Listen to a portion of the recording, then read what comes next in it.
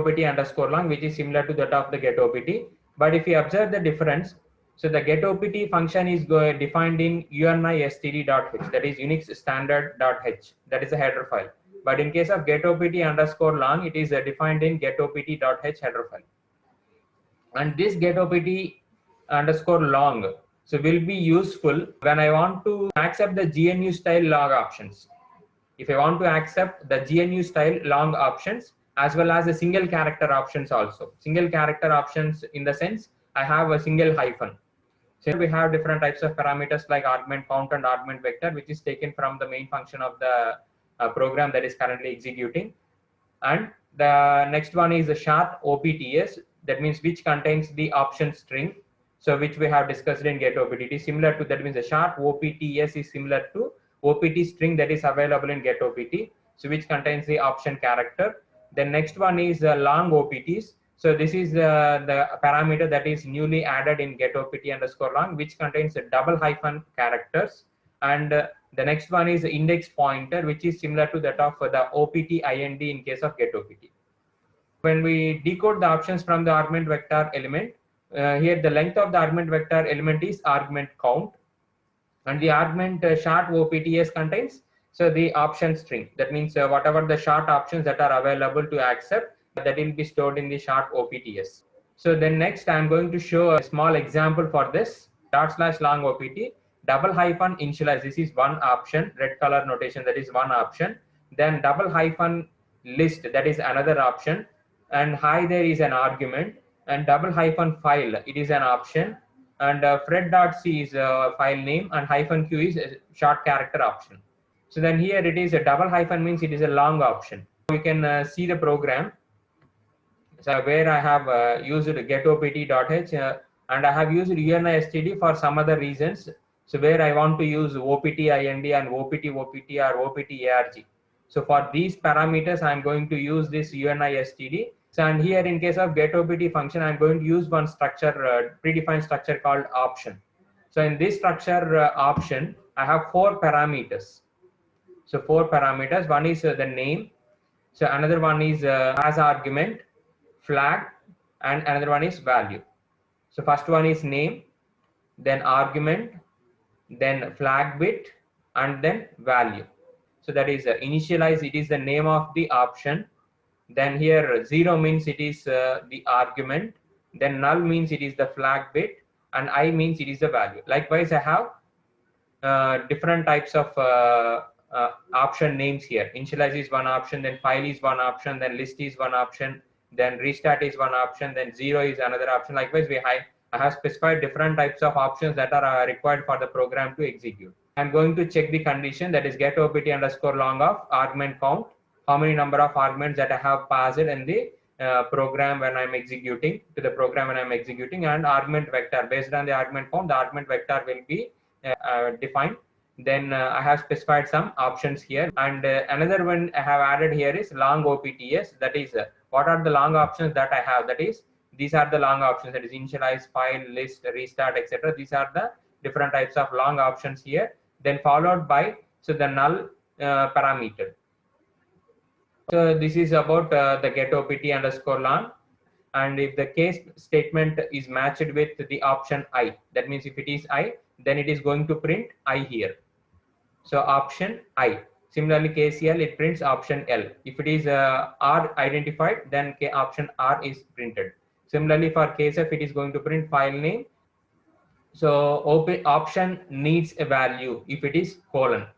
Then question mark, that means unknown option, that is OPT, and it will be printed here. And this is the arguments, if any, like hi there. Likewise, if I have any argument that I have specified in the execution in the command line statement, then the argument will be displayed here until the loop condition will be not satisfied.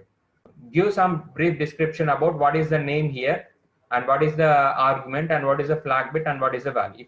So here in case of name, here it means the name of the long option. That means a double hyphen initialize, double hyphen file that we have specified, double hyphen list. Likewise, as underscore arg. That means if there is any argument that is associated with that particular option, then that will be stored in has underscore arg. Whether this option takes an argument, then it will set the value to 0. Means whether this option takes an argument or not will be identified with hash underscore arg. Double hyphen file, if I don't specify any file name, then hash underscore arg is equals to 0. If double hyphen file space file name is specified, then hash underscore arg is set to 1. If double hyphen file followed by file name, and if it contains any optional argument, then it will be set to, that means hash underscore arg is set to 2. Then flag bit, it will be set to null to have get opt underscore long return the variable value that is available in VAL. That means whatever the value that is available in the variable VAL, so I want to return that value. So when I want to return that value, then the flag bit is set to null. We need to set the flag bit to null to have get opt underscore long return the value given in the variable called VAL when this option is found. That means when an option is found, the flag bit is set to null. That means if option I is found in the previous example, then the flag bit is set to null so that I can return I. See where I is stored, the I is stored in the variable VAL. If the option is not identified, then get opt underscore long returns 0 and it will write the value, whatever the option that is unable to identify. Example, if it is Q, here Q is an option which is unable to recognize. Then the Q will be written into the variable VAL and it is going to return 0. If the option is found, the option will be returned which is already written in variable VAL. If the option is not found, then it will write the option character into the variable VAL, but it returns 0. So that is the use of the flag bit, and VAL means it is a value that is to be returned by get opt underscore long. So now I am going to show the double hyphen options in the terminal. So I'm going to open man space ls. So if you observe here, I have both double hyphen options as well as single options. So if you observe here, hyphen A means don't ignore entries starting with A. That means including dot, including the current directories, it has to show all the directories or files that are available in the system. So that is double, single hyphen A. I can also use double hyphen all. Instead of a single hyphen A, I can also use double hyphen all. Similarly for hyphen capital A, which is similar to double hyphen almost hyphen all. So here it is, do not list implied dot and double dot. That means other than dot and double dot, I want to list out all the files and directories that are available. So in that case, I have to use hyphen capital A or double hyphen almost underscore hyphen all. So likewise, so I have double hyphen author. So likewise, I have hyphen B or double hyphen escape. So now I'm going to show hyphen A and hyphen double hyphen all. What is the output that we have with ls? So ls space hyphen A, ls space double hyphen all. If you observe, the output is same because hyphen A is a single option character which is executed with the help of get opt function, or it may also be executed with the help of get opt underscore long function. But here if you observe double hyphen ALL, so it is the option that is executed only with the help of get opt underscore long function. It cannot be executed with the help of get opt function. If get opt function identifies double hyphen, automatically it will stop scanning the argument vector element. If it is a single hyphen character, then get opt function will scan the particular option in the argument vector element, and it will identify whether the option is available or not. If the option is unable to recognize, it has to return a question mark. Example, so instead of ALL, if I specify ALT, so what it has to return? That means here if you observe, the option is unable to recognize, and that option will be stored in OPT. So in that OPT, ALT will be stored. That means what is the actual option that I have specified in the command line? That option will be written into OPT, and that will be displayed as an error. So I will type the program now.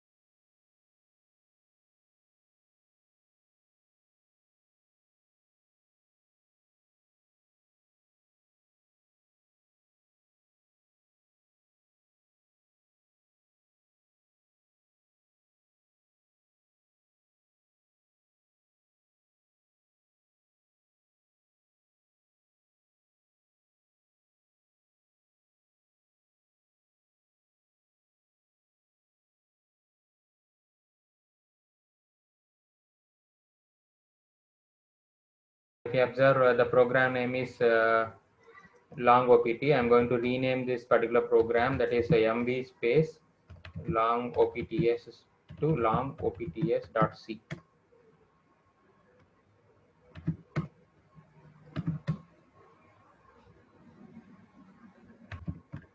Yes.c. Okay. So now it was renamed to C. I'm going to compile the program cc -o space long OPTS space long OPTS.c. Then I can execute with /long OPTS.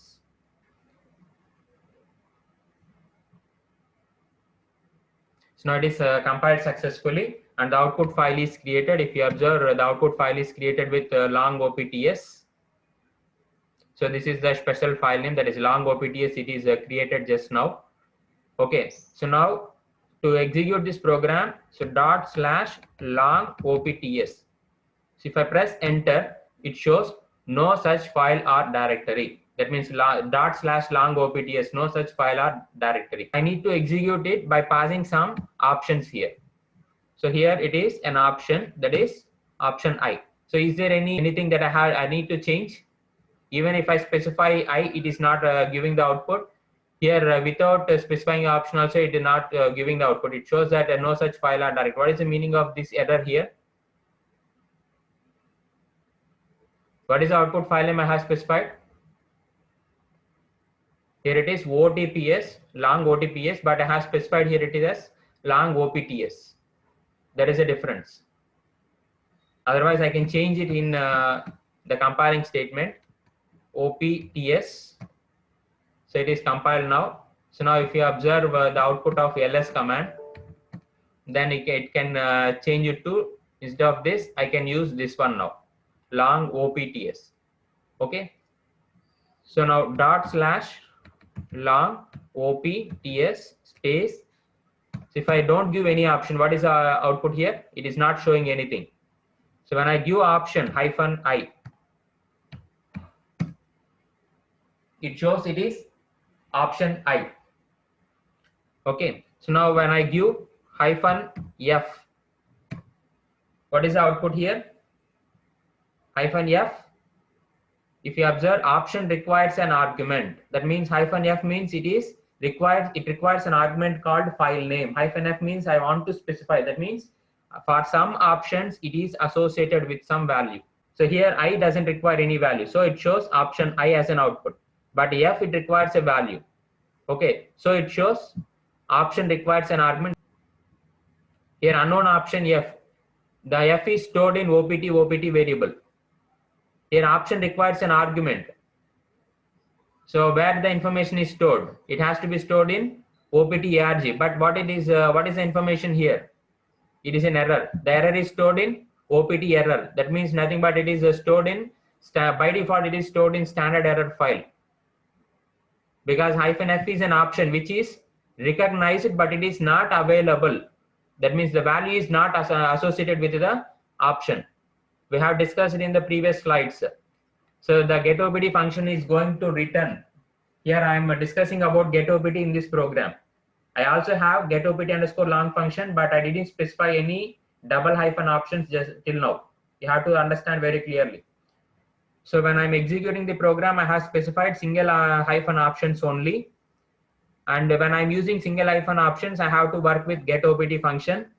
And the getOPT function is going to return question mark in 3 different cases. One is if the getOPT function is unrecognizing the option.